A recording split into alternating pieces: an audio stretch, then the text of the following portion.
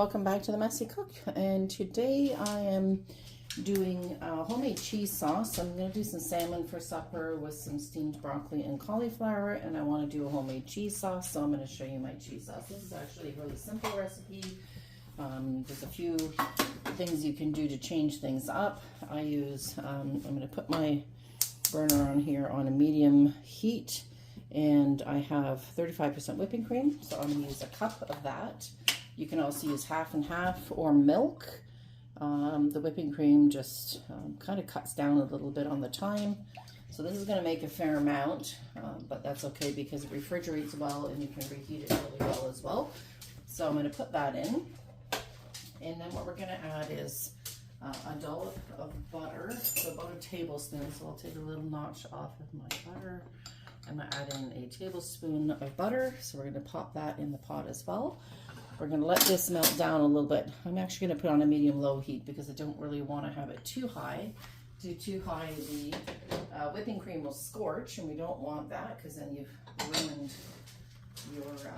your cheese sauce. So I'm going to use a whisk. Let's turn this here. And we're just going to let that all melt together. It takes a few minutes.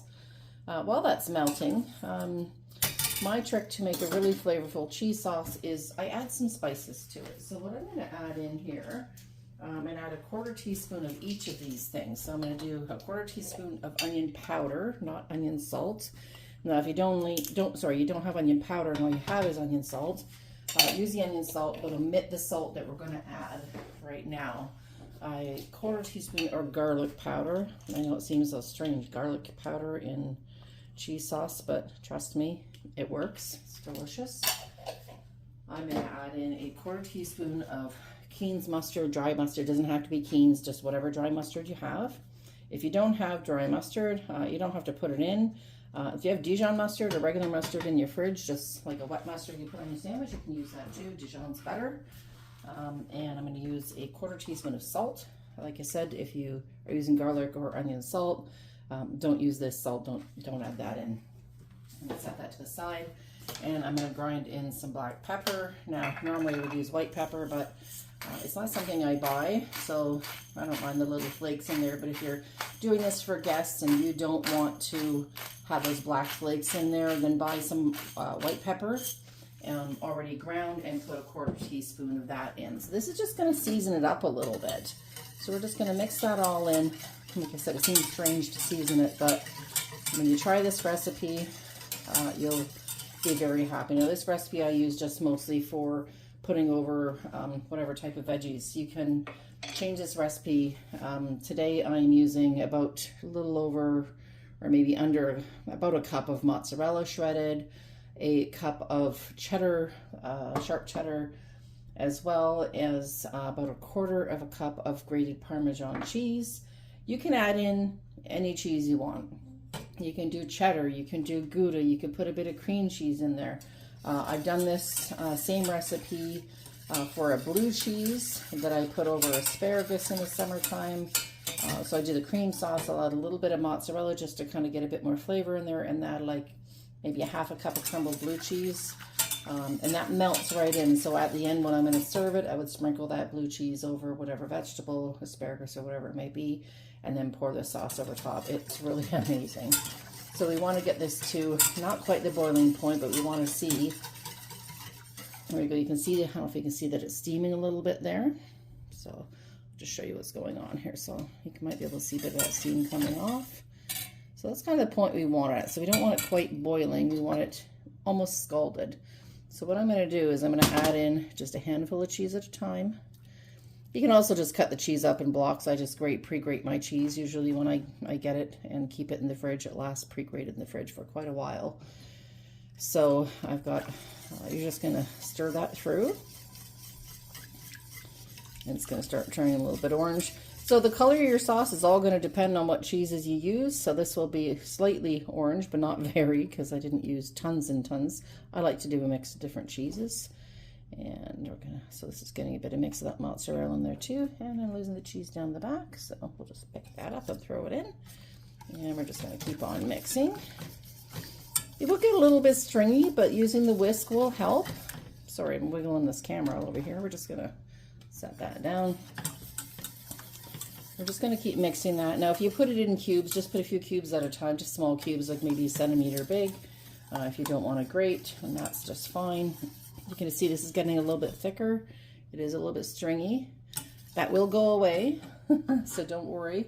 Little stringy is all right, but that, as we cook this, is going to melt in, so it's more of a creamy cheese sauce instead of a stringy cheese sauce, which personally I think is better.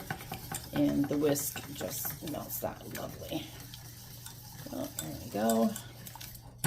And I'm going to throw in, oops, I don't want to lose that. Throw in the rest of that cheese. So let's get her potted out of there.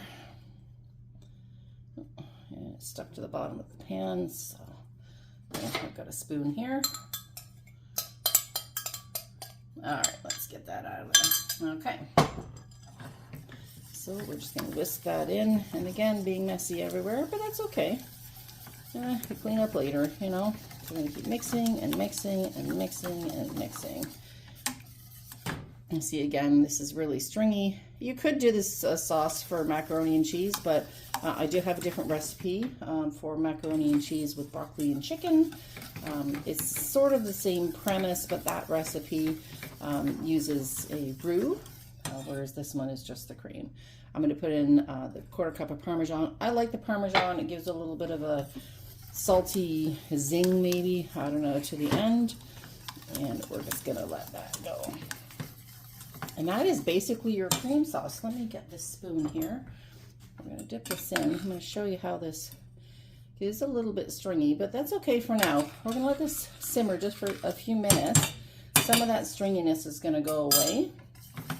Actually, I think I used pizza mozzarella, so maybe that's why it's a little more stringy, but that's quite all right. So we're going to let that simmer, and I'm going to come back when we're ready with our dinner and show you how we reheat this and serve it up. So I always make this ahead of time, take it off the heat, put it at the back burner, and leave it until you're ready to use it. I mean, if it's hours ahead of time, put it in the fridge, but if it's just, you know, half an hour or an hour, you're just going to leave it on the stove and come back and get it. So we're going to leave this for now, and when we're ready to eat, we'll come back. Okay, so dinner is done. I've got it all ready. So some broccoli and cauliflower. I've made up some salmon, just simple oven baked. And maybe one day I'll do a recipe for that one. Here is my cheese sauce, and you can see here I've just reheated it, so I had it on the stove for about a half an hour, and you can notice here that that stringiness is gone. So that's kind of when you just let it sit for a while, that's what happens. So we're just going to get this poured right over top, as much or as little as you like. I made quite a bit here, so we'll probably use this over a couple of days. It also, you could freeze it as well. It won't break when you thaw it out. So that's probably it. I don't want to overdo it. So that's the cheese sauce. So there you go. You can make it more thick if you want a little more cheese in it. I wouldn't do anything like cornstarch, but whatever you like. So there you go. So that's cheese sauce, and just natural. I hope you enjoyed this video. Try this cheese sauce out and tell me what you think.